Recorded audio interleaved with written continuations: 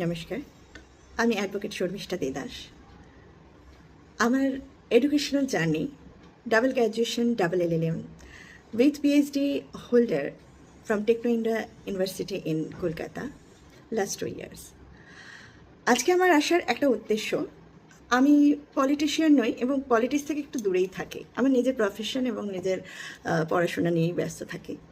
তো কদিন ধরে এমন একটা জিনিস, এমন জিনিসগুলো দেখছি যেটা না নিয়ে বললেই আমি থাকতে পারছি না আর কি। যেহেতু আমি দেশের নাগরিক, বলতেই হয়, এটা বলা আমার উচিত।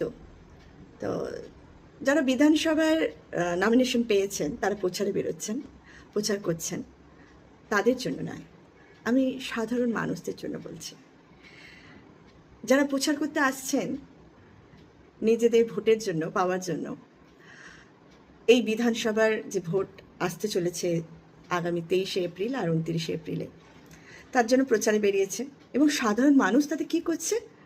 সাধারণ মানুষের ভগবানের মতো এসে পায়ে পড়ে যাচ্ছে, মালা দিচ্ছে, উলুধ্বনি দিচ্ছে, শাঁখ বাজাচ্ছে, মানে ভগবান, একদম ভগবানের মতো পুজো করছে।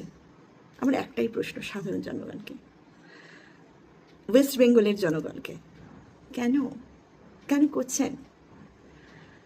কনস্টিটিউশন তো ডেমোক্রেসি পাওয়ার আপনাদের হাতেই দিয়েছে। আপনাদের একটা ভোট এই নমিনেশন করা প্রার্থীকে ভোটে জেতাতে পারে। সেই কারণের জন্য আপনাদের কাছে আসছে। দাঁড়ান, করবেন, ওনাদেরকে ভালোবাসবেন, ওনাদেরকে ভগবানের ন্যায় তুল্য করবেন। আগে ওনাদের ভোটে জিততে দিন এবং আমাদের জন্য কিছু করতে দিন। ওয়েস্ট বেঙ্গলের কিছু ভালো কাজ করতে দিন। আগে কিছু ভালো কাজ হয়েছে, না হচ্ছে, না হবে, সেটা চিন্তা করব। আসুক, পরিবর্তন হোক কি না হোক, সেদিকে আমি যাচ্ছি না। কিন্তু আপনারা কেন এত পুজো করছেন?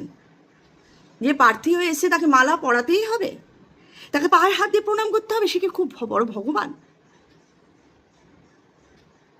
আপনাদের ভোট ছাড়া তারা কিছু নয়।